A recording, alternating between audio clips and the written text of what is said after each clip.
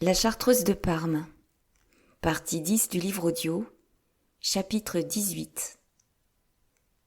Ainsi, avec un dévouement complet pour le prisonnier, la duchesse et le premier ministre n'avaient pu faire pour lui que bien peu de choses. Le prince était en colère, la cour ainsi que le public étaient piqués contre Fabrice et ravis de lui voir arriver malheur.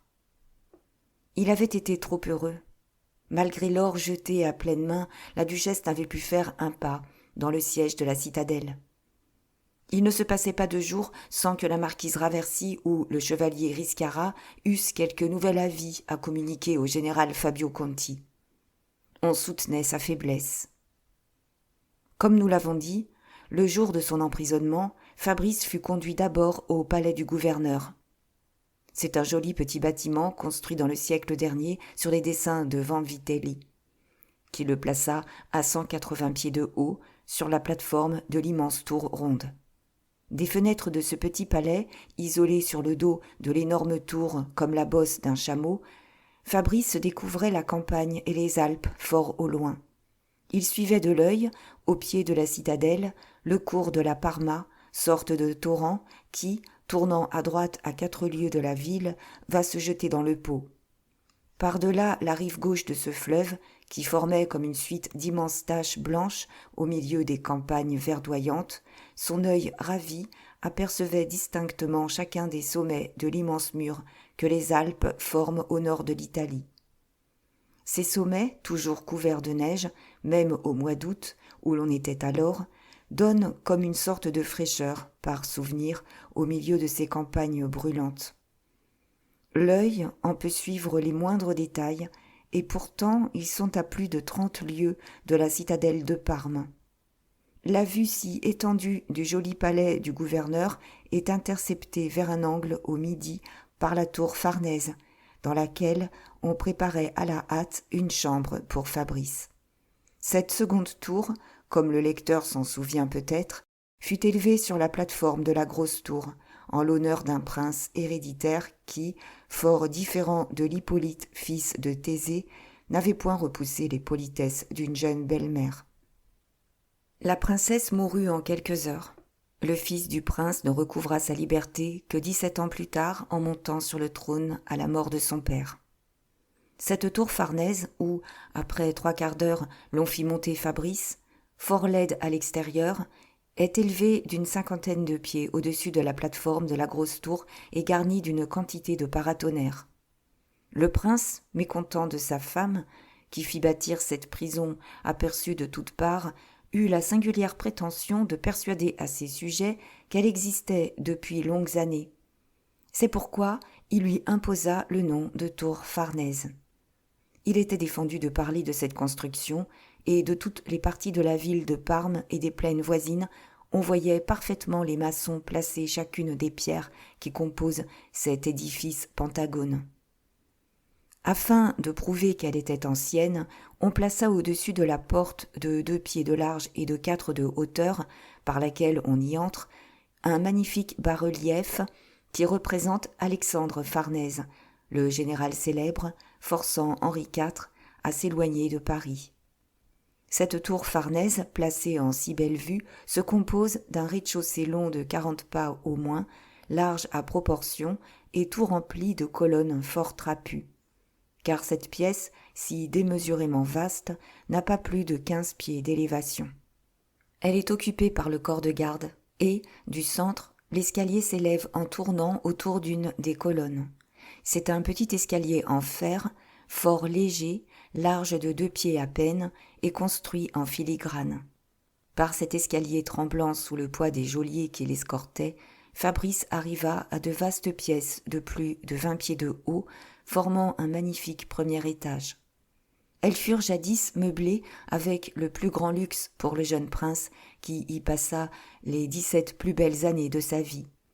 À l'une des extrémités de cet appartement, on fit voir au nouveau prisonnier une chapelle de la plus grande magnificence. Les murs et la voûte sont entièrement revêtus de marbre noir. Des colonnes noires aussi, et de la plus noble proportion, sont placées en ligne le long des murs noirs, sans les toucher, et ses murs sont ornés d'une quantité de têtes de mort en marbre blanc, de proportions colossales, élégamment sculptées et placées sur 2 os en sautoir. « Voilà bien une invention de la haine qui ne peut tuer, » se dit Fabrice. « Et quel diable d'idée de me montrer cela !» Un escalier en fer et en filigrane fort léger, également disposé autour d'une colonne, donne accès au second étage de cette prison, et c'est dans les chambres de ce second étage, hautes de 15 pieds environ, que depuis un an, le général Fabio Conti faisait preuve de génie. D'abord, sous sa direction, l'on avait solidement grillé les fenêtres de ces chambres jadis occupées par les domestiques du prince et qui sont à plus de 30 pieds des dalles de pierre formant la plate-forme de la grosse tour ronde. C'est par un corridor obscur placé au centre du bâtiment que l'on arrive à ces 2 chambres, qui toutes ont 2 fenêtres. Et dans ce corridor fort étroit, Fabrice remarqua 3 portes de fer successives formées de barreaux énormes et s'élevant jusqu'à la voûte. Ce sont les plans, coupes et élévations de toutes ces belles inventions, qui pendant 2 ans avaient valu au général une audience de son maître chaque semaine. Un conspirateur placé dans l'une de ces chambres ne pourrait pas se plaindre à l'opinion d'être traité de façon inhumaine et pourtant ne saurait avoir de communication avec personne au monde, ni faire un mouvement sans qu'on l'entendît. Le général avait fait placer dans chaque chambre 2 gros madriers de chêne formant comme des bancs de 3 pieds de haut, et c'était là son invention capitale, celle qui lui donnait des droits au ministère de la police. Sur ces bancs, il avait fait établir une cabane en planches, fort sonore, haute de 10 pieds et qui ne touchait au mur que du côté des fenêtres. Des 3 autres côtés, il régnait un petit corridor de 4 pieds de large, entre le mur primitif de la prison, composé d'énormes pierres de taille, et les parois en planches de la cabane.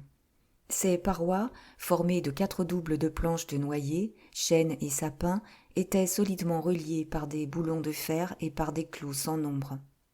Ce fut dans l'une de ces chambres construites depuis 1 an et chef-d'œuvre du général Fabio Conti, laquelle avait reçu le beau nom d'obéissance passive, que Fabrice fut introduit. Il courut aux fenêtres. La vue qu'on avait de ces fenêtres grillées était sublime.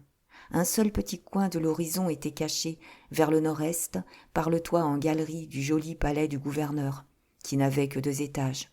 Le rez-de-chaussée était occupé par les bureaux de l'état-major.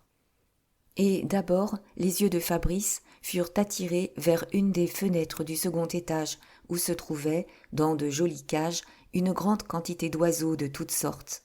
Fabrice s'amusait à les entendre chanter et à les voir saluer les derniers rayons du crépuscule du soir, tandis que les geôliers s'agitaient autour de lui. Cette fenêtre de la volière n'était pas à plus de 25 pieds de l'une des siennes et se trouvait à 5 ou 6 pieds en contrebas, de façon qu'il plongeait sur les oiseaux.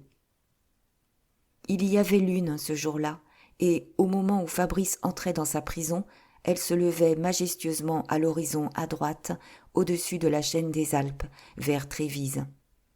Il n'était que 8h30 du soir, et à l'autre extrémité de l'horizon, au couchant, un brillant crépuscule rouge-orangé dessinait parfaitement les contours du mont Viso et des autres pics des Alpes qui remontent de Nice vers le mont Cenis et Turin. Sans songer autrement à son malheur, Fabrice fut ému et ravi par ce spectacle sublime. C'est donc dans ce monde ravissant que vit Clélia Conti. Avec son âme pensive et sérieuse, elle doit jouir de cette vue plus qu'un autre. On est ici comme dans des montagnes solitaires à 100 lieues de Parme.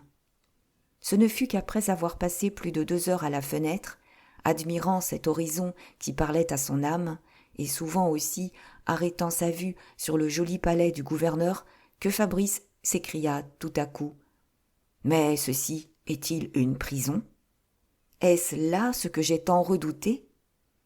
Au lieu d'apercevoir à chaque pas des désagréments et des motifs d'aigreur, notre héros se laissait charmer par les douceurs de la prison. Tout à coup, son attention fut violemment rappelée à la réalité par un tapage épouvantable. Sa chambre de bois, assez semblable à une cage et surtout fort sonore, était violemment ébranlé. Des aboiements de chiens et de petits cris aigus complétaient le bruit le plus singulier. « Quoi donc ? Sitôt pourrais-je m'échapper ?»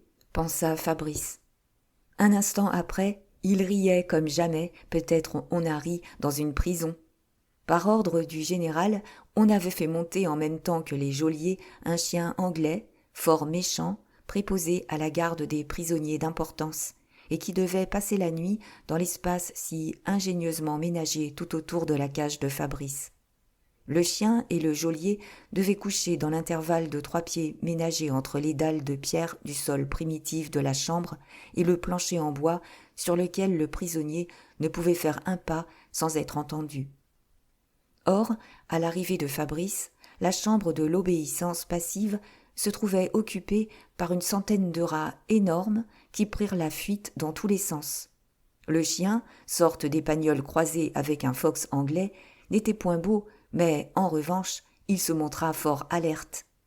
On l'avait attaché sur le pavé en dalle de pierre au-dessous du plancher de la chambre de bois, mais lorsqu'il sentit passer les rats tout près de lui, il fit des efforts si extraordinaires qu'il parvint à retirer la tête de son collier.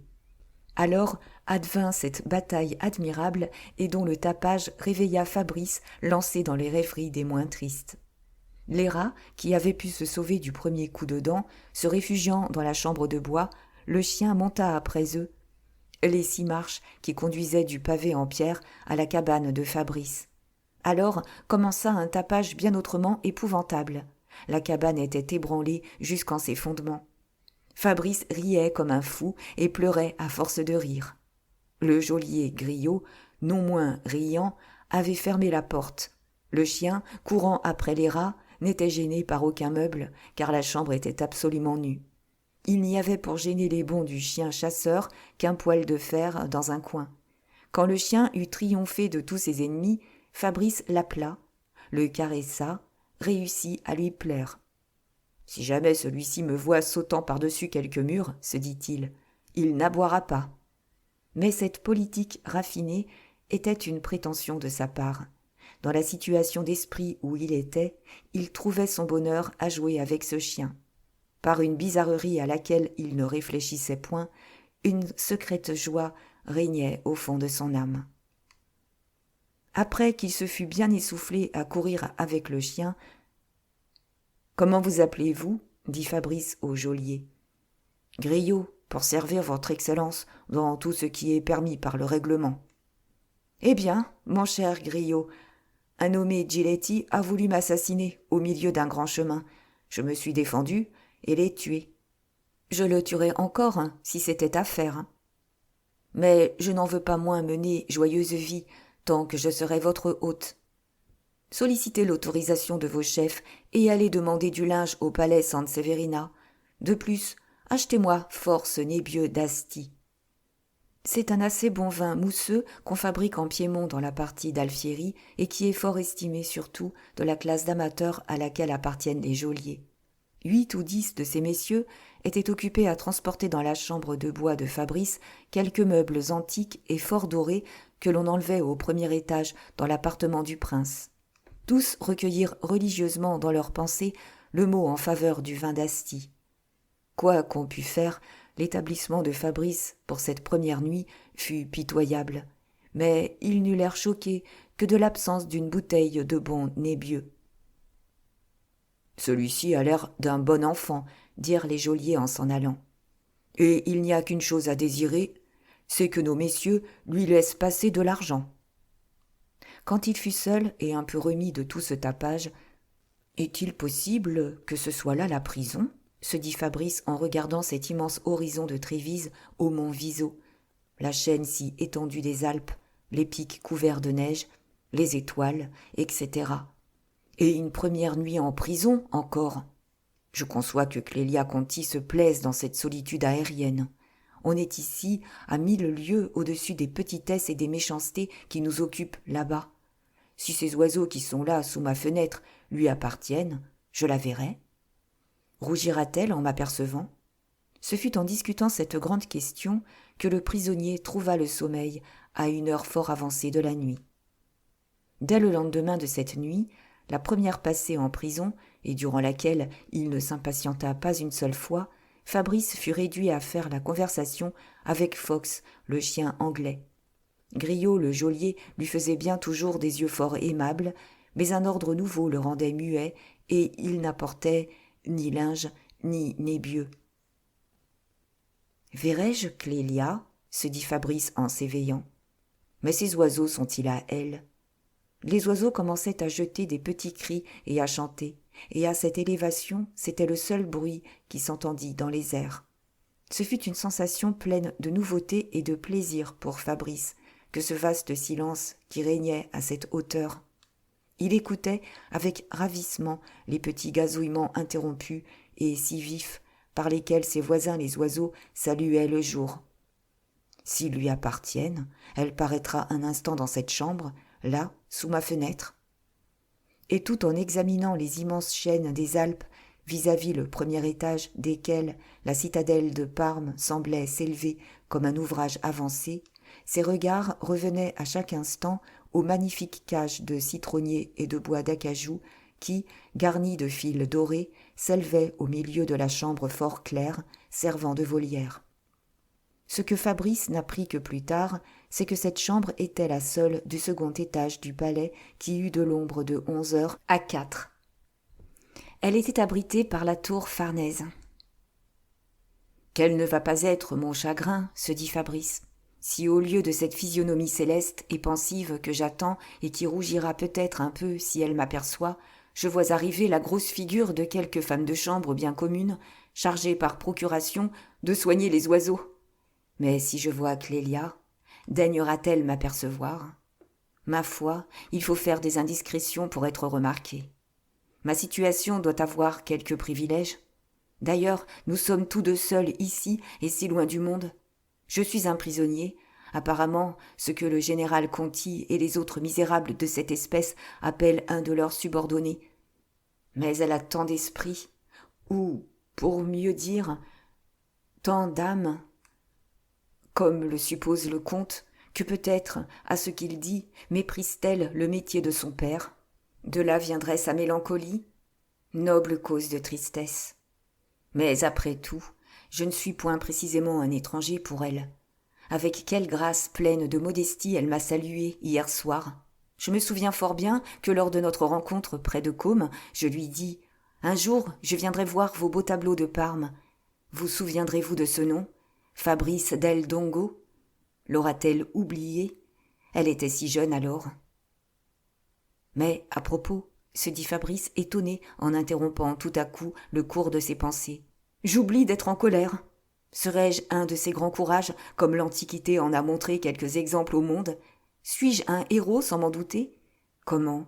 Moi qui avais tant de peur de la prison, j'y suis, et je ne me souviens pas d'être triste. C'est bien le cas de dire que la peur a été 100 fois pire que le mal. Quoi ? J'ai besoin de me raisonner pour être affligé de cette prison qui, comme le dit Blanès, peut durer 10 ans comme 10 mois ? Serait-ce l'étonnement de tout ce nouvel établissement qui me distrait de la peine que je devrais éprouver ? Peut-être que cette bonne humeur indépendante de ma volonté et peu raisonnable cessera tout à coup. Peut-être, en un instant, je tomberai dans le noir malheur que je devrais éprouver. Dans tous les cas, il est bien étonnant d'être en prison et de devoir se raisonner pour être triste. Ma foi, j'en reviens à ma supposition. Peut-être que j'ai un grand caractère. Les rêveries de Fabrice furent interrompues par le menuisier de la citadelle, lequel venait prendre mesure d'abat-jour pour ses fenêtres. C'était la première fois que cette prison servait et l'on avait oublié de la compléter en cette partie essentielle. Ainsi, se dit Fabrice, je vais être privé de cette vue sublime. Et il cherchait à s'attrister de cette privation. « Mais quoi ?» s'écria-t-il tout à coup, parlant au menuisier. « Je ne verrai plus ces jolis oiseaux ?» « Ah, les oiseaux de mademoiselle, qu'elle aime tant !» dit cet homme avec l'air de la bonté. « Cachés, éclipsés, anéantis comme tout le reste. » Parler était défendu au menuisier, tout aussi strictement qu'au geôlier, mais cet homme avait pitié de la jeunesse du prisonnier. Il lui apprit que ces abat-jours énormes, placés sur l'appui des 2 fenêtres et s'éloignant du mur tout en s'élevant, ne devaient laisser au détenu que la vue du ciel. On fait cela pour la morale, lui dit-il, afin d'augmenter une tristesse salutaire et l'envie de se corriger dans l'âme des prisonniers. Le général, ajouta le menuisier, a aussi inventé de leur retirer les vitres et de les faire remplacer à leurs fenêtres par du papier huilé. Fabrice aima beaucoup le tour épigrammatique de cette conversation, fort rare en Italie. « Je voudrais bien avoir un oiseau pour me désennuyer. Je les aime à la folie. Achetez-en un de la femme de chambre de mademoiselle Clélia Conti. »« Quoi ? Vous la connaissez ?» s'écria le menuisier. « Que vous dites si bien son nom ?»« Qui n'a pas ouï parler de cette beauté si célèbre ? Mais j'ai eu l'honneur de la rencontrer plusieurs fois à la cour. »« La pauvre demoiselle s'ennuie bien ici, » ajouta le menuisier. « Elle passe sa vie là, avec ses oiseaux. Ce matin, elle vient de faire acheter de beaux orangers que l'on a placés par son ordre à la porte de la tour, sous votre fenêtre. Sans la corniche, vous pourriez les voir. » Il y avait dans cette réponse des mots bien précieux pour Fabrice. Il trouva une façon obligeante de donner quelque argent au menuisier. « Je fais 2 fautes à la fois, » lui dit cet homme. « Je parle à votre Excellence et je reçois de l'argent. Après-demain, en revenant pour les abat-jours, j'aurai un oiseau dans ma poche, et si je ne suis pas seul, je ferai semblant de le laisser envoler. Si je puis même, je vous apporterai un livre de prières. Vous devez bien souffrir de ne pas pouvoir dire vos offices. » Ainsi, se dit Fabrice, dès qu'il fut seul. Ces oiseaux sont à elle, mais dans 2 jours, je ne les verrai plus. À cette pensée, ses regards prirent une teinte de malheur. Mais enfin, à son inexprimable joie, après une si longue attente et tant de regards, vers midi, Clélia vint soigner ses oiseaux. Fabrice resta immobile et sans respiration. Il était debout contre les énormes barreaux de sa fenêtre et fort près. Il remarqua qu'elle ne levait pas les yeux sur lui, mais ses mouvements avaient l'air gênés, comme ceux de quelqu'un qui se sent regardé. Quand elle l'aurait voulu, la pauvre fille n'aurait pas pu oublier le sourire si fin qu'elle avait vu errer sur les lèvres du prisonnier la veille, au moment où les gendarmes l'emmenaient du corps de garde. Quoique, suivant toute apparence, elle veillât sur ses actions avec le plus grand soin, au moment où elle s'approcha de la fenêtre de la volière, elle rougit fort sensiblement. La première pensée de Fabrice, collée contre les barreaux de fer de sa fenêtre, fut de se livrer à l'enfantillage de frapper un peu avec la main sur ces barreaux, ce qui produirait un petit bruit. Puis la seule idée de ce manque de délicatesse lui fit horreur. Je mériterais que pendant 8 jours, elle envoyât soigner ses oiseaux par sa femme de chambre. Cette idée délicate ne lui fut point venue à Naples ou à Novare. Il la suivait ardemment des yeux. Certainement, se disait-il, elle va s'en aller sans daigner jeter un regard sur cette pauvre fenêtre, et pourtant, elle est bien en face. Mais, en revenant du fond de la chambre que Fabrice, grâce à sa position plus élevée, apercevait fort bien, Clélia ne put s'empêcher de le regarder du haut de l'œil tout en marchant, et s'en fut assez pour que Fabrice se crût autorisé à la saluer. « Ne sommes-nous pas seuls au monde ici ?» se dit-il, pour s'en donner le courage. Sur ce salut, la jeune fille resta immobile et baissa les yeux. Puis Fabrice les lui vit relever fort lentement, et, évidemment, en faisant effort sur elle-même, elle salua le prisonnier avec le mouvement le plus grave et le plus distant, mais elle ne put imposer silence à ses yeux. Sans qu'elle le sût probablement, ils exprimèrent un instant la pitié la plus vive. Fabrice remarqua qu'elle rougissait tellement que la teinte rose s'étendait rapidement jusque sur le haut des épaules, dont la chaleur venait d'éloigner, en arrivant à la volière, un châle de dentelle noire. Le regard involontaire par lequel Fabrice répondit à son salut redoubla le trouble de la jeune fille. « Que cette pauvre femme serait heureuse, se disait-elle en pensant à la duchesse, si un instant seulement elle pouvait le voir comme je le vois. » Fabrice avait eu quelque léger espoir de la saluer de nouveau à son départ, mais pour éviter cette nouvelle politesse, Clélia fit une savante retraite par échelons, de cage en cage, comme si, en finissant, elle eût dû soigner les oiseaux placés le plus près de la porte. Elle sortit enfin. Fabrice restait immobile à regarder la porte par laquelle elle venait de disparaître. Il était un autre homme. Dès ce moment, l'unique objet de ses pensées fut de savoir comment il pourrait parvenir à continuer de la voir, même quand on aurait posé cet horrible abat-jour devant la fenêtre qui donnait sur le palais du gouverneur. La veille au soir, avant de se coucher, il s'était imposé l'ennui fort long de cacher la meilleure partie de l'or qu'il avait dans plusieurs des trous de rats qui ornaient sa chambre de bois. « Il faut, ce soir, que je cache ma montre. N'ai-je pas entendu dire qu'avec de la patience et un ressort de montre ébréché, on peut couper le bois et même le fer ? Je pourrais donc scier cet abat-jour ?» Ce travail de cacher la montre, qui dura 2 grandes heures, ne lui sembla point long. Il songeait aux différents moyens de parvenir à son but, et à ce qu'il savait faire en travaux de menuiserie. « Si je sais m'y prendre, se disait-il, je pourrais couper bien carrément un compartiment de la planche de chêne qui formera l'abat-jour, vers la partie qui reposera sur l'appui de la fenêtre. J'ôterai et je remettrai ce morceau suivant les circonstances. Je donnerai tout ce que je possède à Griot, afin qu'il veuille bien ne pas s'apercevoir de ce petit manège. » Tout le bonheur de Fabrice était désormais attaché à la possibilité d'exécuter ce travail, et il ne songeait à rien autre. « Si je parviens seulement à la voir, je suis heureux. Non pas, se dit-il, il faut aussi qu'elle voie que je la vois. » Pendant toute la nuit, il eut la tête remplie d'inventions de menuiserie, et ne songea peut-être pas une seule fois à la cour de Parme, à la colère du prince, etc. Nous avouerons qu'il ne songea pas davantage à la douleur dans laquelle la duchesse devait être plongée. Il attendait avec impatience le lendemain, mais le menuisier ne reparut plus. Apparemment, qu'il passait pour libéral dans la prison. On eut soin d'en envoyer un autre à mine rébarbative, lequel ne répondit jamais que par un grognement de mauvais augure à toutes les choses agréables que l'esprit de Fabrice cherchait à lui adresser.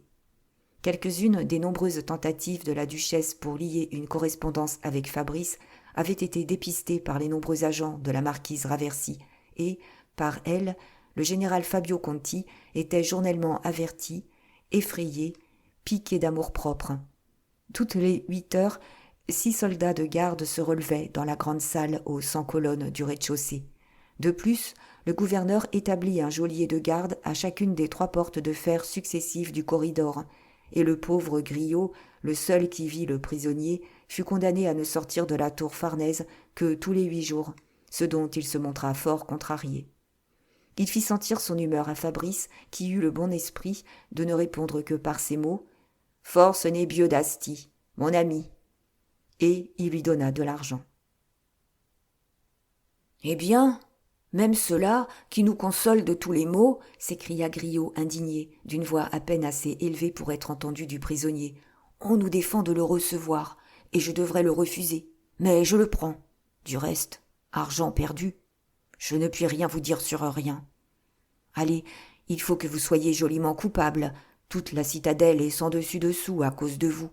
Les belles menées de madame la duchesse ont déjà fait renvoyer 3 d'entre nous.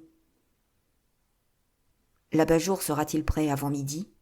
Telle fut la grande question qui fit battre le cœur de Fabrice pendant toute cette longue matinée.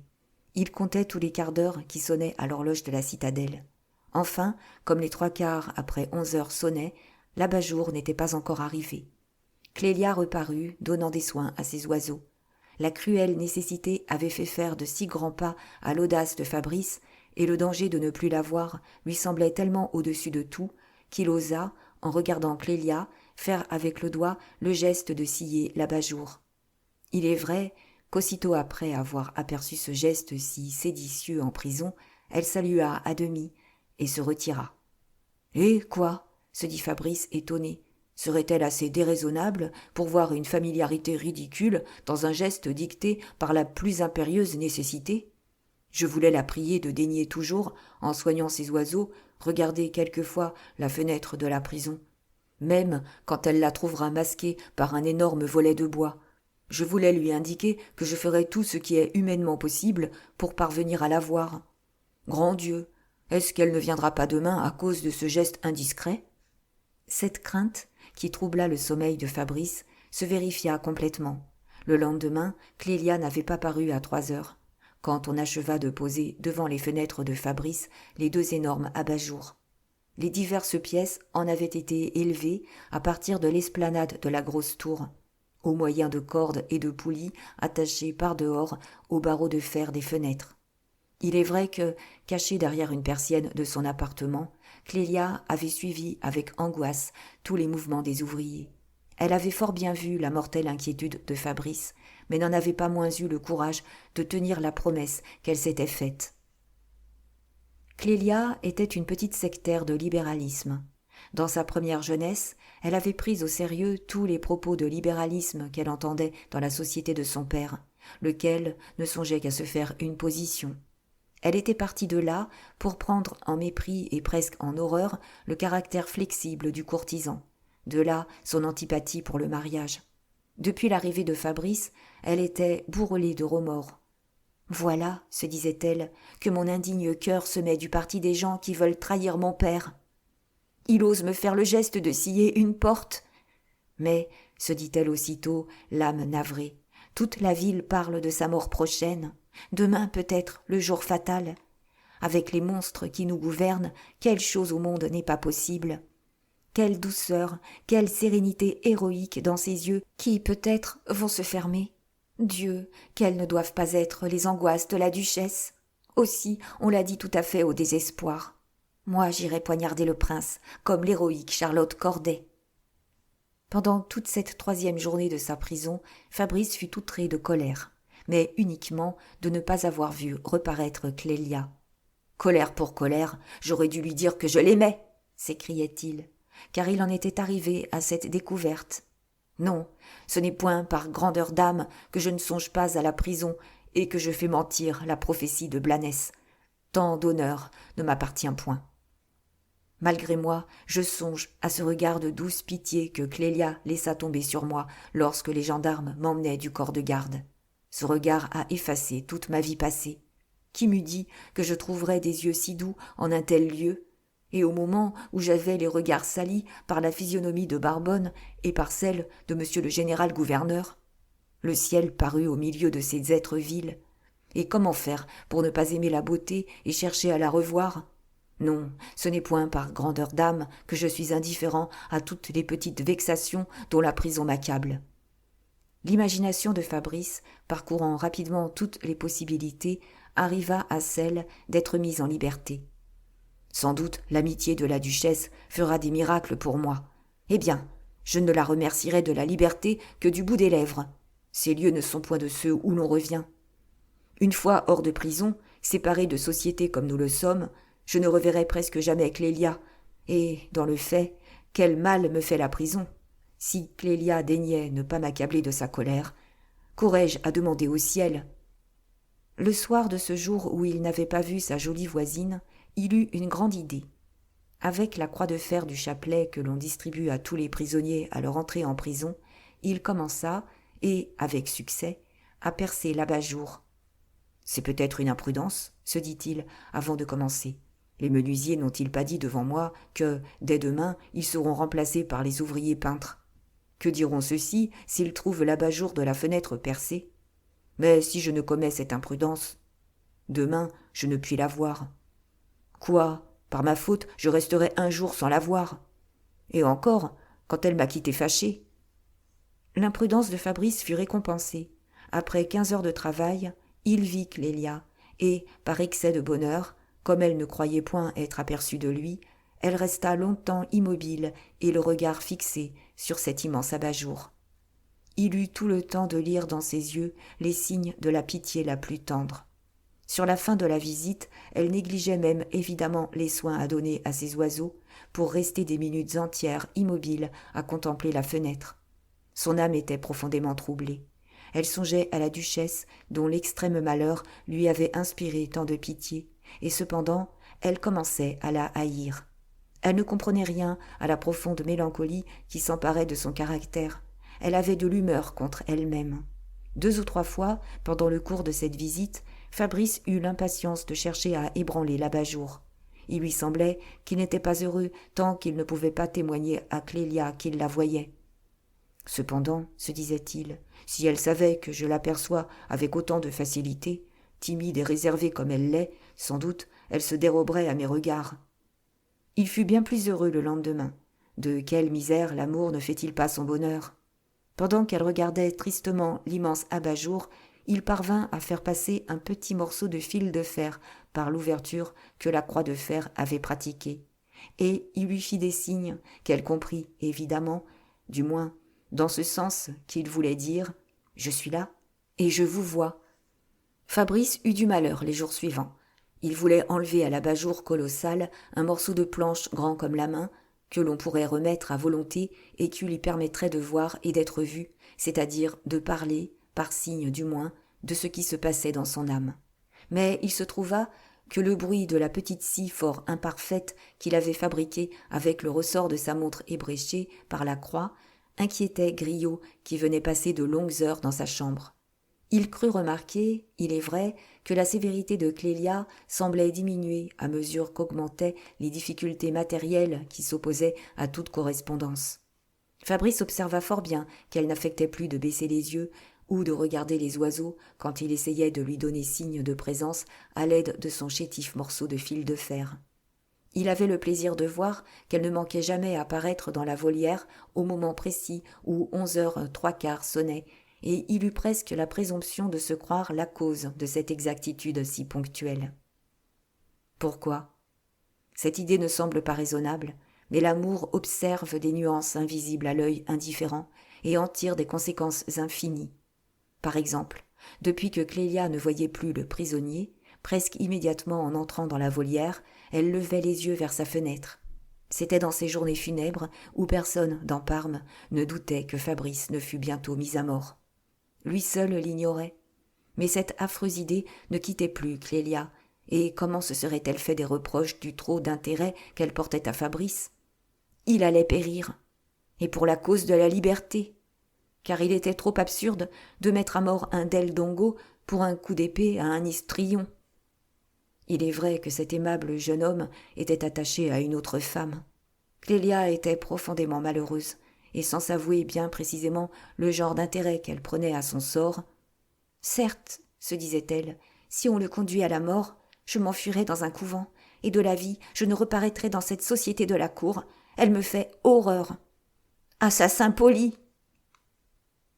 Le 8e jour de la prison de Fabrice, elle eut un bien grand sujet de honte. Elle regardait fixement, et, absorbée dans ses tristes pensées, l'abat-jour qui cachait la fenêtre du prisonnier. Ce jour-là, il n'avait encore donné aucun signe de présence. Tout à coup, un petit morceau d'abat-jour, plus grand que la main, fut retiré par lui. Il la regarda d'un air gai, et elle vit ses yeux qui la saluaient. Elle ne put soutenir cette épreuve inattendue. Elle se retourna rapidement vers ses oiseaux et se mit à les soigner. Mais elle tremblait au point qu'elle versait l'eau qu'elle leur distribuait, et Fabrice pouvait voir parfaitement son émotion. Elle ne put supporter cette situation et prit le parti de se sauver en courant. Ce moment fut le plus beau de la vie de Fabrice, sans aucune comparaison. Avec quel transport il eût refusé la liberté si on la lui eût offerte en cet instant ? Le lendemain fut le jour de grand désespoir de la duchesse. Tout le monde tenait pour sûr dans la ville que c'en était fait de Fabrice. Clélia n'eut pas le triste courage de lui montrer une dureté qui n'était pas dans son cœur. Elle passa 1h30 à la volière, regarda tous ses signes, et souvent lui répondit, au moins par l'expression de l'intérêt le plus vif et le plus sincère. Elle le quittait des instants pour lui cacher ses larmes. Sa coquetterie de femme sentait bien vivement l'imperfection du langage employé. Si l'on se fût parlé, de combien de façons différentes n'eût-elle pas pu chercher à deviner quelle était précisément la nature des sentiments que Fabrice avait pour la duchesse ? Clélia ne pouvait presque plus se faire d'illusions. Elle avait de la haine pour madame Sanseverina. Une nuit, Fabrice vint à penser un peu sérieusement à sa tante. Il fut étonné. Il eut peine à reconnaître son image. Le souvenir qu'il conservait d'elle avait totalement changé. Pour lui, à cette heure, elle avait 50 ans.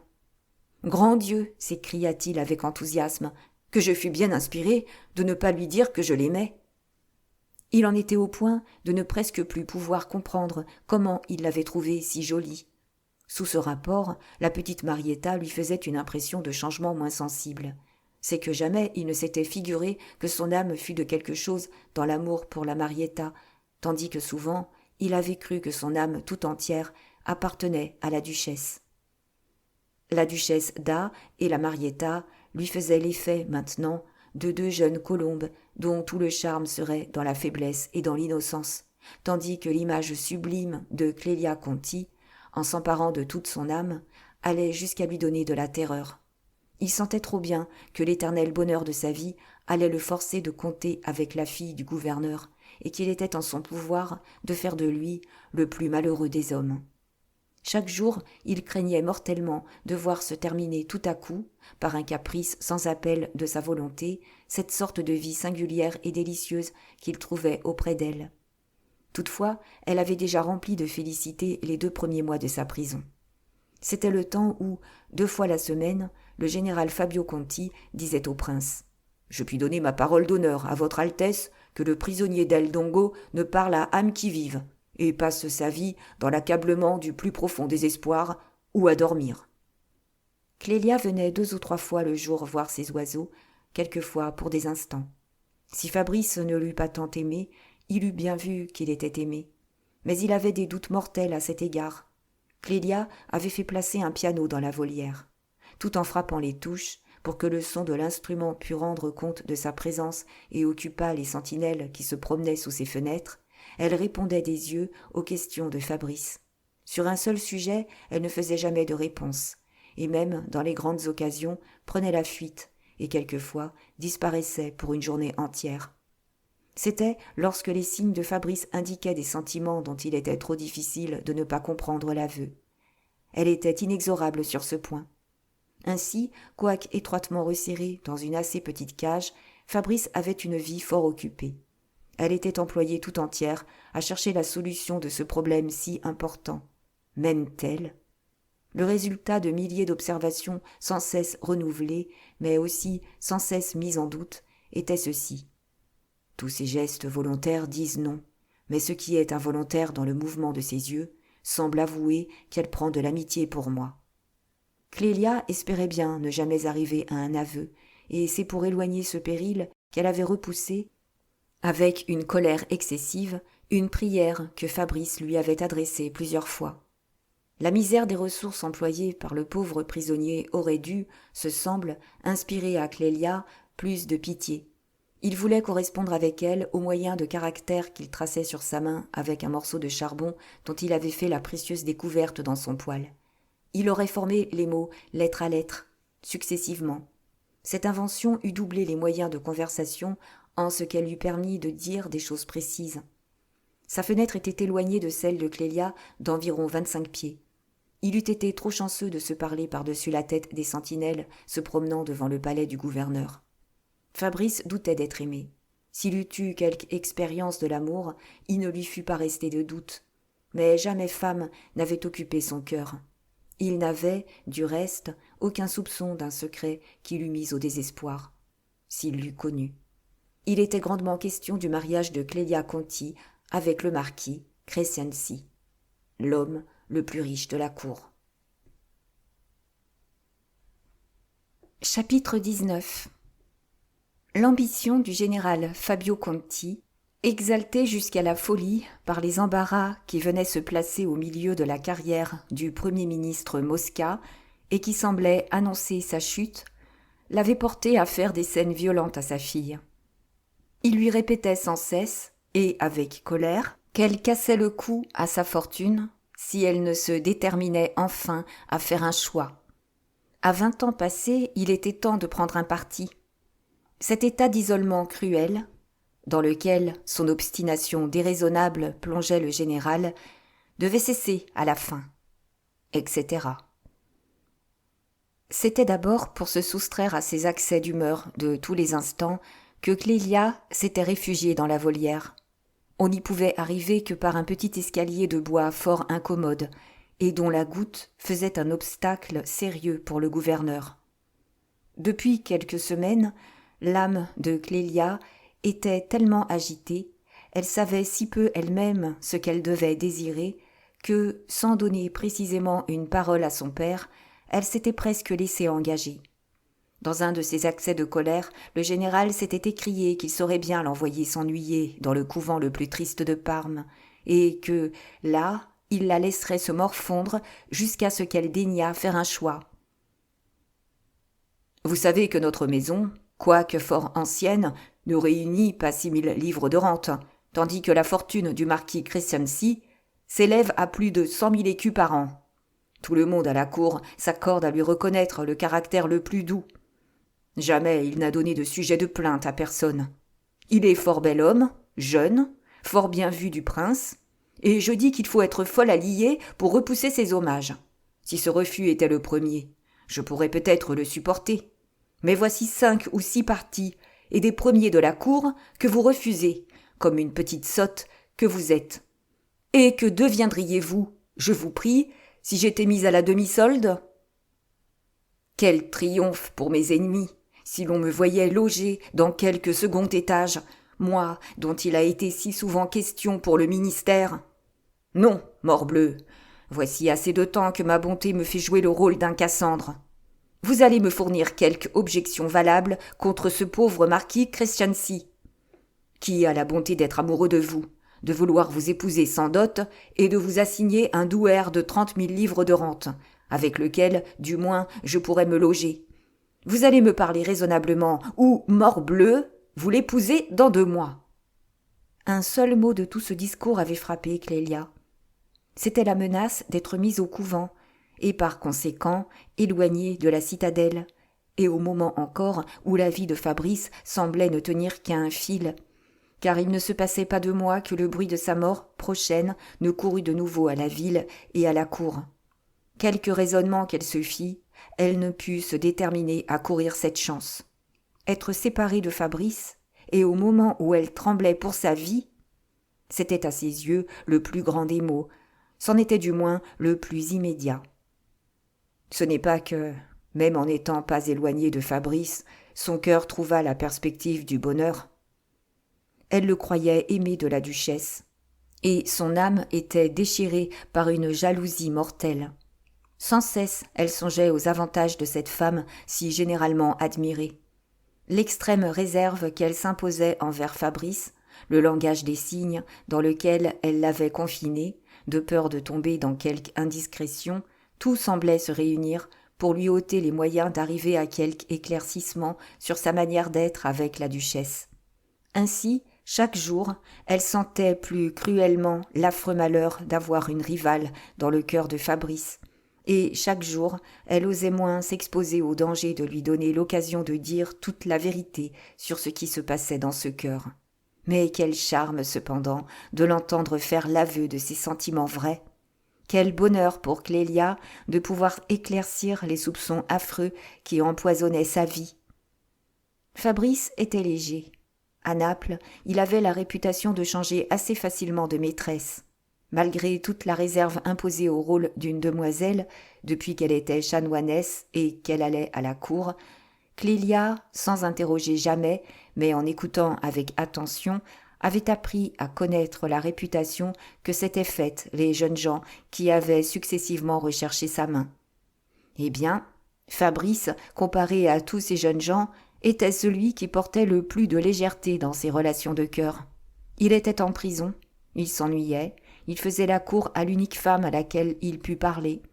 Quoi de plus simple, quoi même de plus commun, et c'était ce qui désolait Clélia. Quand même, par une révélation complète, elle eut appris que Fabrice n'aimait plus la duchesse, quelle confiance pouvait-elle avoir dans ses paroles ? Quand même, elle eût cru à la sincérité de ses discours, quelle confiance eût-elle pu avoir dans la durée de ses sentiments ? Et enfin, pour achever de porter le désespoir dans son cœur, Fabrice n'était-il pas déjà fort avancé dans la carrière ecclésiastique ? N'était-il pas à la veille de se lier par des vœux éternels ? Les plus grandes dignités ne l'attendaient-elles pas dans ce genre de vie ? S'il me restait la moindre lueur de bon sens, se disait la malheureuse Clélia, ne devrais-je pas prendre la fuite ? Ne devrais-je pas supplier mon père de m'enfermer dans quelque couvent fort éloigné ? Et pour comble de misère, c'est précisément la crainte d'être éloignée de la citadelle et renfermée dans un couvent qui dirige toute ma conduite.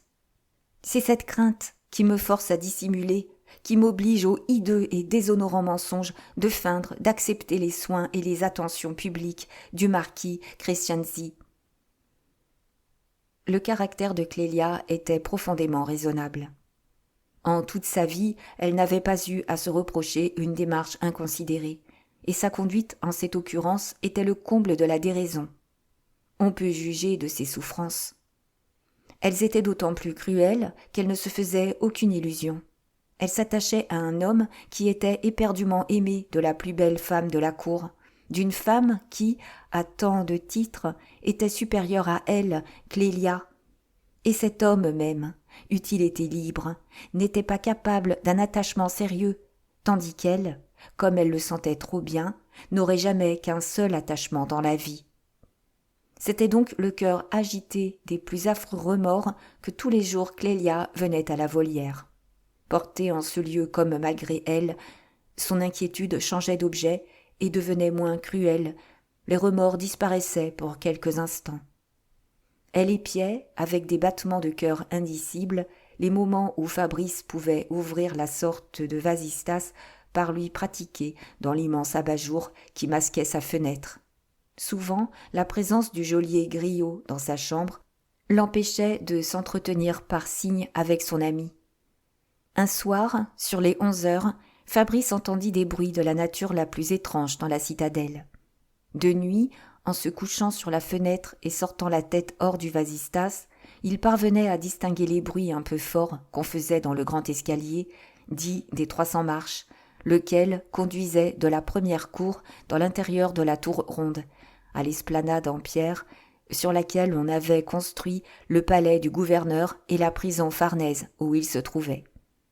Vers le milieu de son développement, à 180 marches d'élévation, cet escalier passait du côté méridional d'une vaste cour au côté du nord.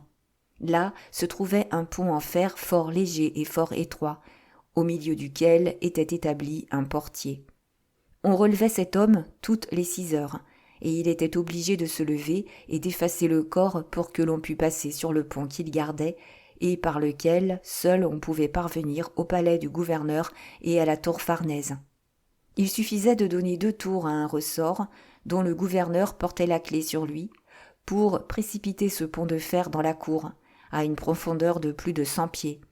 Cette simple précaution prise, comme il n'y avait pas d'autre escalier dans toute la citadelle, et que tous les soirs à minuit un adjudant rapportait chez le gouverneur et dans un cabinet auquel on entrait par sa chambre les cordes de tous les puits, il restait complètement inaccessible dans son palais, et il eût été également impossible à qui que ce fût d'arriver à la tour Farnèse. C'est ce que Fabrice avait parfaitement bien remarqué le jour de son entrée à la citadelle, et ce que Griot, qui, comme tous les geôliers, aimait à vanter sa prison, lui avait plusieurs fois expliqué. Ainsi, il n'avait guère d'espoir de se sauver. Cependant, il se souvenait d'une maxime de l'abbé Blanès. L'amant songe plus souvent à arriver à sa maîtresse que le mari à garder sa femme. Le prisonnier songe plus souvent à se sauver que le geôlier à fermer sa porte. Donc, quels que soient les obstacles, l'amant et le prisonnier doivent réussir. Ce soir-là, Fabrice entendait fort distinctement un grand nombre d'hommes passer sur le pont en fer, dit le pont de l'esclave, parce que jadis, un esclave dalmate avait réussi à se sauver en précipitant le gardien du pont dans la cour. On vient faire ici un enlèvement. On va peut-être me mener pendre, mais il peut y avoir du désordre, il s'agit d'en profiter. Il avait pris ses armes, il retirait déjà de l'or de quelques-unes de ses cachettes, lorsque tout à coup il s'arrêta. « L'homme est un plaisant animal !» s'écria-t-il. « Il faut en convenir. Que dirait un spectateur invisible qui verrait mes préparatifs ? Est-ce que par hasard je veux me sauver ? Que deviendrai-je le lendemain du jour où je serai de retour à Parme ? Est-ce que je ne ferai pas tout au monde pour revenir auprès de Clélia ? S'il y a du désordre, profitons-en pour me glisser dans le palais du gouverneur. Peut-être je pourrai parler à Clélia, peut-être, autorisé par le désordre, j'oserai lui baiser la main. Le général Conti, fort défiant de sa nature et non moins vaniteux, fait garder son palais par 5 sentinelles, une à chaque angle du bâtiment, et une 5e à la porte d'entrée. Mais par bonheur, la nuit est fort noire. À pas de loup, Fabrice alla vérifier ce que faisaient le geôlier Griot et son chien. Le geôlier était profondément endormi dans une peau de bœuf, suspendue au plancher par 4 cordes et entouré d'un filet grossier. Le chien Fox ouvrit les yeux, se leva et s'avança doucement vers Fabrice pour le caresser. Notre prisonnier remonta légèrement les 6 marches qui conduisaient à sa cabane de bois. Le bruit devenait tellement fort au pied de la tour Farnèse, et précisément devant la porte, qu'il pensa que Griot pourrait bien se réveiller.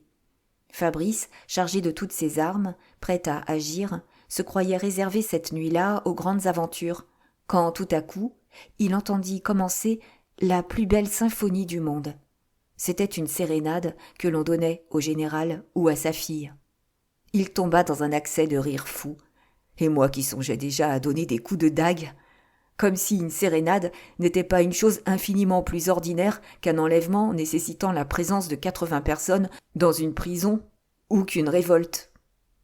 La musique était excellente et parut délicieuse à Fabrice, dont l'âme n'avait eu aucune distraction depuis tant de semaines.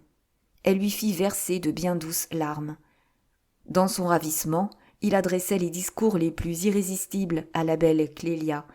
Mais le lendemain, à midi, il la trouva d'une mélancolie tellement sombre, elle était si pâle, elle dirigeait sur lui des regards où il lisait quelquefois tant de colère, qu'il ne se sentit pas assez autorisé pour lui adresser une question sur la sérénade. Il craignit d'être impoli. Clélia avait grandement raison d'être triste. C'était une sérénade que lui donnait le marquis Crescenzi. Une démarche aussi publique était en quelque sorte l'annonce officielle du mariage.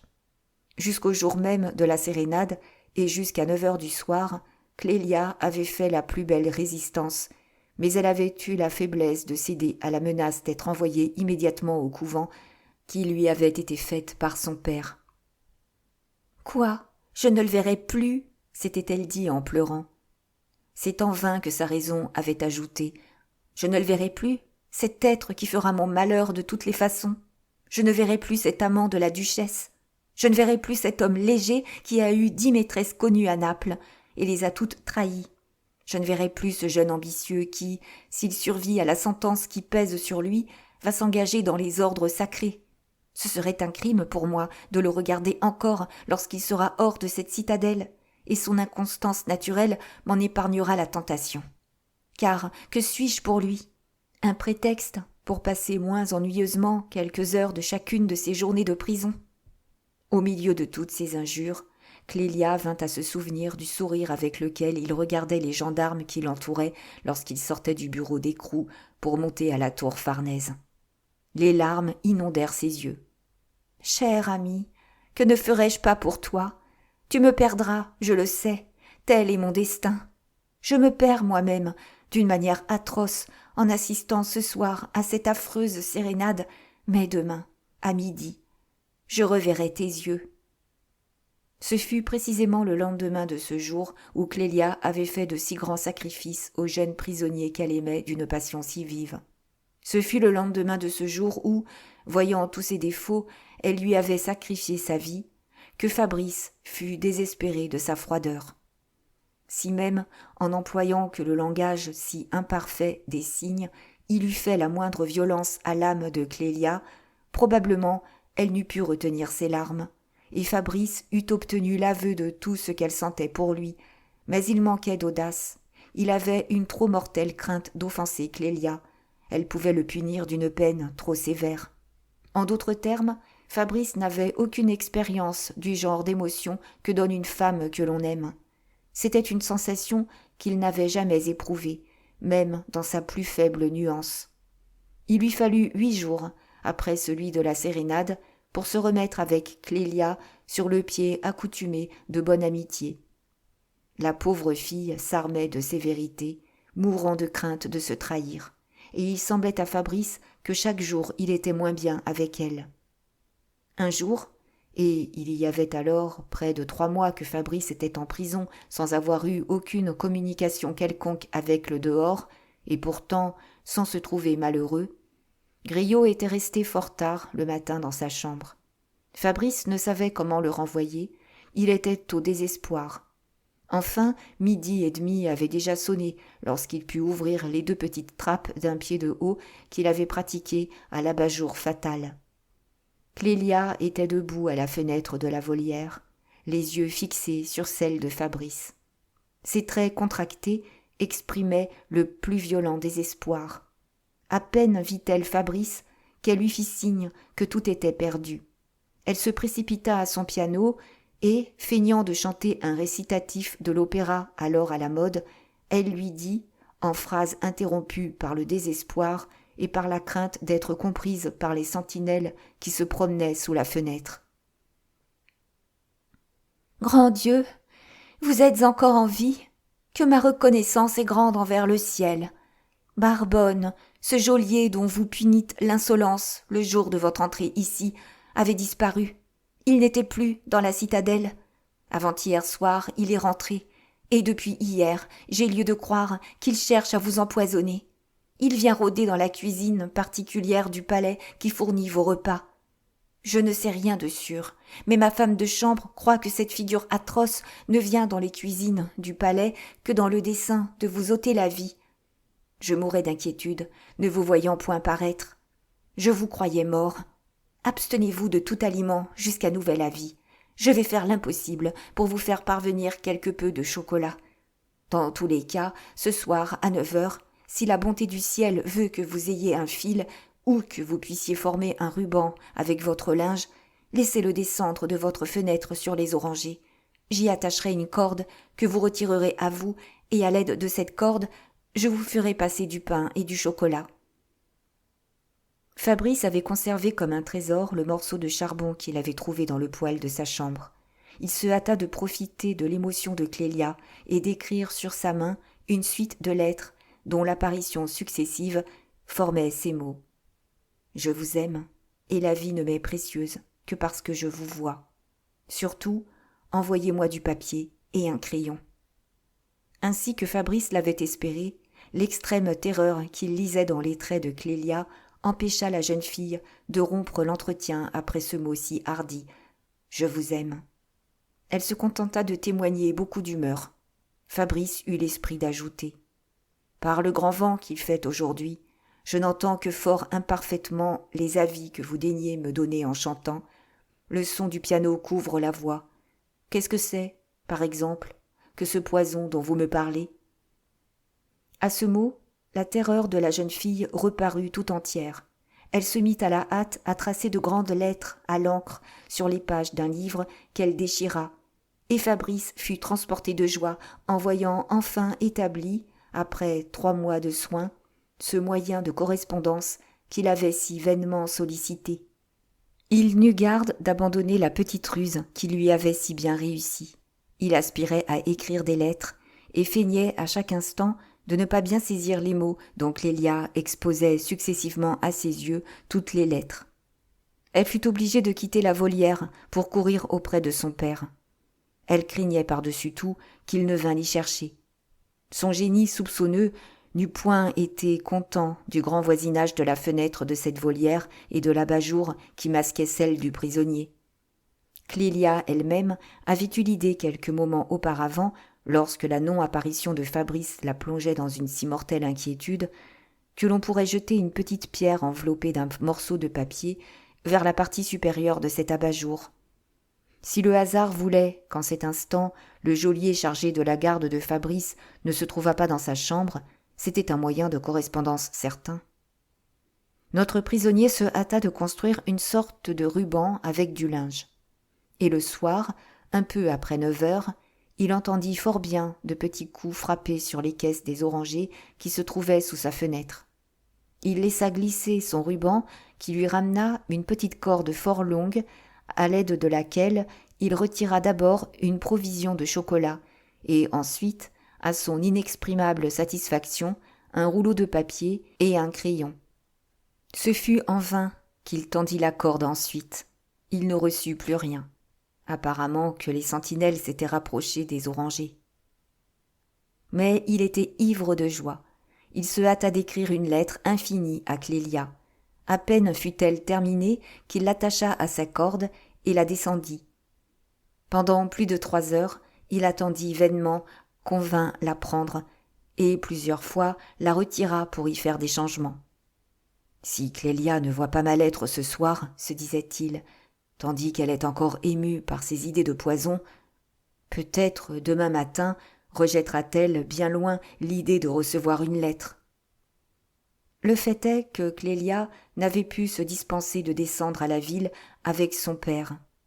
Fabrice en eut presque l'idée en entendant, vers 00h30, rentrer la voiture du général. Il connaissait le pas des chevaux. Quelle ne fut pas sa joie lorsque, quelques minutes après avoir entendu le général traverser l'esplanade et les sentinelles lui présenter les armes, il sentit s'agiter la corde qu'il n'avait cessé de tenir autour du bras. On attachait un grand poids à cette corde. 2 petites secousses lui donnèrent le signal de la retirer. Il eut assez de peine à faire passer au poids qu'il ramenait une corniche extrêmement saillante qui se trouvait sous sa fenêtre. Cet objet qu'il avait eu tant de peine à faire remonter, c'était une carafe remplie d'eau et enveloppée dans un châle. Ce fut avec délice que ce pauvre jeune homme, qui vivait depuis si longtemps dans une solitude si complète, couvrit ce châle de ses baisers.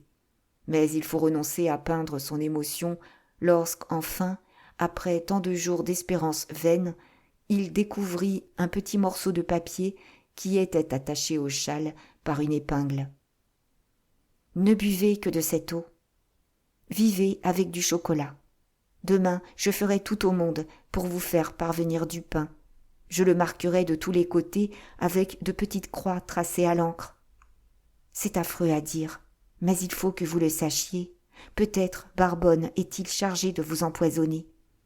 Comment n'avez-vous pas senti que le sujet que vous traitez dans votre lettre au crayon est fait pour me déplaire? Aussi, je ne vous écrirai pas sans le danger extrême qui vous menace. Je viens de voir la duchesse. Elle se porte bien, ainsi que le comte, mais elle est fort maigrie. Ne m'écrivez plus sur ce sujet. Voudriez-vous me fâcher? » Ce fut un grand effort de vertu chez Clélia que d'écrire l'avant-dernière ligne de ce billet. Tout le monde prétendait, dans la société de la cour, que madame Sanseverina prenait beaucoup d'amitié pour le comte Baldi, ce si bel homme, l'ancien ami de la marquise Raversi. Ce qu'il y avait de sûr, c'est qu'il s'était brouillé de la façon la plus scandaleuse avec cette marquise qui, pendant 6 ans, lui avait servi de mère et l'avait établie dans le monde. Clélia avait été obligée de recommencer ce petit mot écrit à la hâte, parce que, dans la première rédaction, il perçait quelque chose des nouvelles amours que la malignité publique supposait à la duchesse. « Quelle bassesse à moi !» s'était-elle écriée. « Dire du mal à Fabrice de la femme qu'il aime !» Le lendemain matin, longtemps avant le jour, Griot entra dans la chambre de Fabrice, y déposa un assez lourd paquet et disparut sans mot dire. Ce paquet contenait un pain assez gros, garni de tous les côtés de petites croix tracées à la plume. Fabrice les couvrit de baisers. Il était amoureux. À côté du pain se trouvait un rouleau recouvert d'un grand nombre de doubles de papier. Il renfermait 6 000 francs en sequins. Enfin, Fabrice trouva un beau bréviaire tout neuf. Une main qu'il commençait à connaître avait tracé ces mots à la marge. « Le poison, prendre garde à l'eau, au vin, à tout. Vivre de chocolat, tâcher de faire manger par le chien le dîner auquel on ne touchera pas. Il ne faut pas paraître méfiant. L'ennemi chercherait un autre moyen. Pas d'étourderie, au nom de Dieu, pas de légèreté. » Fabrice se hâta d'enlever ces caractères chéris qui pouvaient compromettre Clélia et de déchirer un grand nombre de feuillets du bréviaire à l'aide desquels il fit plusieurs alphabets. Chaque lettre était proprement tracée avec du charbon écrasé délayé dans du vin. Ces alphabets se trouvèrent secs lorsqu'à 11h15 Clélia parut à 2 pas en arrière de la fenêtre de la volière. « La grande affaire, maintenant, » se dit Fabrice, « c'est qu'elle consente à en faire usage. » Mais, par bonheur, il se trouva qu'elle avait beaucoup de choses à dire au jeune prisonnier sur la tentative d'empoisonnement. Un chien des filles de service était mort pour avoir mangé un plat qui lui était destiné. Clélia, bien loin de faire des objections contre l'usage des alphabets, en avait préparé un magnifique avec de l'encre. La conversation, suivie par ce moyen, assez incommode dans les premiers moments, ne dura pas moins d'1 heure et demie, c'est-à-dire tout le temps que Clélia put rester à la volière. 2 ou 3 fois, Fabrice se permettant des choses défendues, elle ne répondit pas et alla pendant un instant donner à ses oiseaux les soins nécessaires. Fabrice avait obtenu que le soir, en lui envoyant de l'eau, elle lui ferait parvenir un des alphabets tracés par elle avec de l'encre et qui se voyait beaucoup mieux. Il ne manqua pas d'écrire une fort longue lettre dans laquelle il eut soin de ne point placer de choses tendres, du moins d'une façon qui pût offenser. Ce moyen lui réussit. Sa lettre fut acceptée. Le lendemain, dans la conversation par les alphabets, Clélia ne lui fit pas de reproches. Elle lui apprit que le danger du poison diminuait. Le Barbonne avait été attaqué et presque assommé par les gens qui faisaient la cour aux filles de cuisine du palais du gouverneur. Probablement, il n'oserait plus reparaître dans les cuisines. Clélia lui avoua que, pour lui, elle avait osé voler du contrepoison à son père. Elle le lui envoyait. L'essentiel était de repousser à l'instant tout aliment auquel on trouverait une saveur extraordinaire. Clélia avait fait beaucoup de questions à don Césarée, sans pouvoir découvrir d'où provenaient les 600 sequins reçus par Fabrice. Dans tous les cas, c'était un signe excellent. La sévérité diminuait. Cet épisode du poison avança infiniment les affaires de notre prisonnier. Toutefois, jamais il ne put obtenir le moindre aveu qui ressemblât à de l'amour. Mais il avait le bonheur de vivre de la manière la plus intime avec Clélia. Tous les matins, et souvent les soirs, il y avait une longue conversation avec les alphabets. Chaque soir, à 9 heures, Clélia acceptait une longue lettre et quelquefois y répondait par quelques mots. Elle lui envoyait le journal et quelques livres. Enfin, Griot avait été amadoué au point d'apporter à Fabrice du pain et du vin qui lui étaient remis journellement par la femme de chambre de Clélia. Le geôlier Griot en avait conclu que le gouverneur n'était pas d'accord avec les gens qui avaient chargé Barbonne d'empoisonner le jeune Monsignor, et il en était fort aise, ainsi que tous ses camarades, car un proverbe s'était établi dans la prison. « Il suffit de regarder en face Monsignor del Dongo pour qu'il vous donne de l'argent. » Fabrice était devenu fort pâle. Le manque absolu d'exercice nuisait à sa santé. À cela près, jamais il n'avait été aussi heureux. Le ton de la conversation était intime, et quelquefois fort gai, entre Clélia et lui. Les seuls moments de la vie de Clélia qui ne fussent pas assiégés de prévisions funestes et de remords étaient ceux qu'elle passait à s'entretenir avec lui. Un jour, elle eut l'imprudence de lui dire « J'admire votre délicatesse. Comme je suis la fille du gouverneur, vous ne me parlez jamais du désir de recouvrer la liberté. » « C'est que je me garde bien d'avoir un désir aussi absurde, lui répondit Fabrice. Une fois de retour à Parme, comment vous reverrai-je ? Et la vie me serait désormais insupportable si je ne pouvais vous dire tout ce que je pense. Non, pas précisément tout ce que je pense. Vous y mettez bon ordre. Mais enfin, malgré votre méchanceté, vivre sans vous voir tous les jours serait pour moi un bien autre supplice que cette prison. De la vie, je ne fus aussi heureux. N'est-il pas plaisant de voir que le bonheur m'attendait en prison ? Il y a bien des choses à dire sur cet article, répondit Clélia d'un air qui devint tout à coup excessivement sérieux et presque sinistre. Comment ? S'écria Fabrice fort alarmé. Serais-je exposé à perdre cette place si petite que j'ai pu gagner dans votre cœur et qui fait ma seule joie en ce monde ? Oui, lui dit-elle. J'ai tout lieu de croire que vous manquez de probité envers moi, quoique passant d'ailleurs dans le monde pour fort galant homme. Mais je ne veux pas traiter ce sujet aujourd'hui. Cette ouverture singulière jeta beaucoup d'embarras dans leur conversation, et souvent l'un et l'autre eurent les larmes aux yeux. Le fiscal général Rassi aspirait toujours à changer de nom. Il était bien las de celui qu'il s'était fait, et voulait devenir baron Riva. Le comte Mosca, de son côté, travaillait avec toute l'habileté dont il était capable à fortifier chez ce juge vendu la passion de la baronnie, comme il cherchait à redoubler chez le prince la folle espérance de se faire roi constitutionnel de la Lombardie. C'étaient les seuls moyens qu'il eût pu inventer de retarder la mort de Fabrice. Le prince disait à Rassi « 15 jours de désespoir et 15 jours d'espérance. C'est par ce régime patiemment suivi que nous parviendrons à vaincre le caractère de cette femme altière.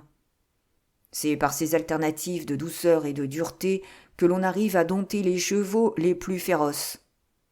Appliquez le caustique ferme. » En effet, tous les 15 jours, on voyait renaître dans Parme un nouveau bruit annonçant la mort prochaine de Fabrice. Ces propos plongeaient la malheureuse duchesse dans le dernier désespoir. Fidèle à la résolution de ne pas entraîner le comte dans sa ruine, elle ne le voyait que 2 fois par mois. Mais elle était punie de sa cruauté envers ce pauvre homme par les alternatives continuelles de sombre désespoir où elle passait sa vie. En vain, le comte Mosca, surmontant la jalousie cruelle que lui inspiraient les assiduités du comte Baldi, ce si bel homme, écrivait à la duchesse quand il ne pouvait la voir, et lui donnait connaissance de tous les renseignements qu'il devait au zèle du futur baron Riva. La duchesse aurait eu besoin, pour pouvoir résister aux bruits atroces qui couraient sans cesse sur Fabrice, de passer sa vie avec un homme d'esprit et de cœur tel que Mosca. La nullité du Baldi, la laissant à ses pensées, lui donnait une façon d'exister affreuse, et le comte ne pouvait parvenir à lui communiquer ses raisons d'espérer. Au moyen de divers prétextes assez ingénieux, ce ministre était parvenu à faire consentir le prince à ce que l'on déposât dans un château ami, au centre même de la Lombardie, dans les environs de Saronno, les archives de toutes les intrigues fort compliquées au moyen desquelles Ranucci Ernest IV nourrissait l'espérance archi-folle de se faire roi constitutionnel de ce beau pays. Plus de 20 de ces pièces fort compromettantes étaient de la main du prince ou signées par lui, et dans le cas où la vie de Fabrice serait sérieusement menacée, le comte avait le projet d'annoncer à son Altesse qu'il allait livrer ces pièces à une grande puissance qui d'un mot pouvait l'anéantir. Le comte Mosca se croyait sûr du futur baron Riva. Il ne craignait que le poison. La tentative de Barbonne l'avait profondément alarmé, et à un tel point qu'il s'était déterminé à hasarder une démarche folle en apparence. Un matin, il passa à la porte de la citadelle et fit appeler le général Fabio Conti, qui descendit jusque sur le bastion au-dessus de la porte. Là, se promenant amicalement avec lui, il n'hésita pas à lui dire, après une petite préface aigre-douce et convenable: « Si Fabrice périt d'une façon suspecte, cette mort pourra m'être attribuée. Je passerai pour un jaloux. Ce serait pour moi un ridicule abominable, et que je suis résolu de ne pas accepter. Donc, et pour m'en laver, s'il périt de maladie, je vous tuerai de ma main. Comptez là-dessus. » Le général Fabio Conti fit une réponse magnifique et parla de sa bravoure, mais le regard du comte resta présent à sa pensée. Peu de jours après, et comme s'il se fût concerté avec le comte, le fiscal Rassi se permit une imprudence bien singulière chez un tel homme. Le mépris public attaché à son nom, qui servait de proverbe à la canaille, le rendait malade depuis qu'il avait l'espoir fondé de pouvoir y échapper. Il adressa au général Fabio Conti une copie officielle de la sentence qui condamnait Fabrice à 12 années de citadelle. D'après la loi, c'est ce qui aurait dû être fait dès le lendemain même de l'entrée de Fabrice en prison. Mais ce qui était inouï à Parme, dans ce pays de mesures secrètes, c'est que la justice se permit une telle démarche sans l'ordre express du souverain. En effet, comment nourrir l'espoir de redoubler tous les 15 jours l'effroi de la duchesse et de dompter ce caractère altier, selon le mot du prince, une fois qu'une copie officielle de la sentence était sortie de la chancellerie de justice? La veille du jour où le général Fabio Conti reçut le pli officiel du fiscal Rassi, il apprit que le commis Barbonne avait été roué de coups en rentrant un peu tard à la citadelle. Il en conclut qu'il n'était plus question en certains lieux de se défaire de Fabrice. Et, par un trait de prudence qui sauva Rassi des suites immédiates de sa folie, il ne parla point au prince, à la première audience qu'il en obtint, de la copie officielle de la sentence du prisonnier à lui transmise. Le comte avait découvert, heureusement pour la tranquillité de la pauvre duchesse, que la tentative gauche de Barbonne n'avait été qu'une velléité de vengeance particulière, et il avait fait donner à ce commis l'avis dont on a parlé. Fabrice fut bien agréablement surpris quand, après 135 jours de prison dans une cage assez étroite, le bon aumônier don Césarée vint le chercher un jeudi pour le faire promener sur le donjon de la tour Farnèse. Fabrice n'y eut pas été 10 minutes que, surpris par le grand air, il se trouva mal. Don Césarée prit prétexte de cet accident pour lui accorder une promenade d'une demi-heure tous les jours. Ce fut une sottise. Ces promenades fréquentes eurent bientôt rendu à notre héros des forces dont il abusa. Il y eut plusieurs sérénades. Le ponctuel gouverneur ne les souffrait que parce qu'elles engageaient avec le marquis Crescenzi sa fille Clélia, dont le caractère lui faisait peur. Il sentait vaguement qu'il n'y avait nul besoin de contact entre elle et lui, et craignait toujours de sa part quelques coups de tête. Elle pouvait s'enfuir au couvent, et il restait désarmé. Du reste, le général craignait que toute cette musique, dont les sons pouvaient pénétrer jusque dans les cachots les plus profonds, réservés aux plus noirs libéraux, ne contînt des signaux. Les musiciens aussi lui donnaient de la jalousie par eux-mêmes. Aussi, à peine la sérénade terminée, on les enfermait à clé dans les grandes salles basses du palais du gouverneur, qui de jour servaient de bureau pour l'état-major, et on ne leur ouvrait la porte que le lendemain matin, au grand jour. C'était le gouverneur lui-même qui, placé sur le pont de l'Esclave, les faisait fouiller en sa présence et leur rendait la liberté, non sans leur répéter plusieurs fois qu'il ferait pendre à l'instant celui d'entre eux qui aurait l'audace de se charger de la moindre commission pour quelque prisonnier. Et l'on savait que dans sa peur de déplaire, il était homme à tenir parole, de façon que le marquis Crescenzi était obligé de payer triple ses musiciens fort choqués de cette nuit à passer en prison. Tout ce que la duchesse put obtenir et, à grand-peine, de la pusillanimité de l'un de ses hommes, ce fut qu'il se chargerait d'une lettre pour la remettre au gouverneur. La lettre était adressée à Fabrice. On y déplorait la fatalité qui faisait que depuis plus de 5 mois qu'il était en prison, ses amis du dehors n'avaient pu établir avec lui la moindre correspondance.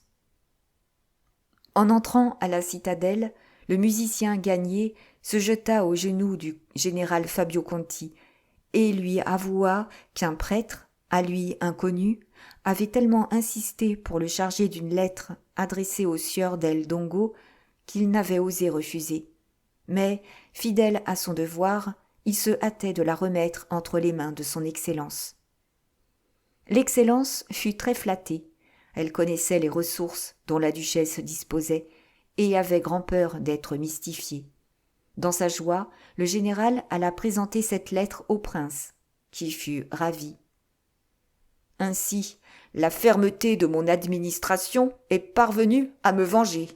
Cette femme hautaine souffre depuis 5 mois. Mais l'un de ces jours, nous allons faire préparer un échafaud, et sa folle imagination ne manquera pas de croire qu'il est destiné au petit Del Dongo.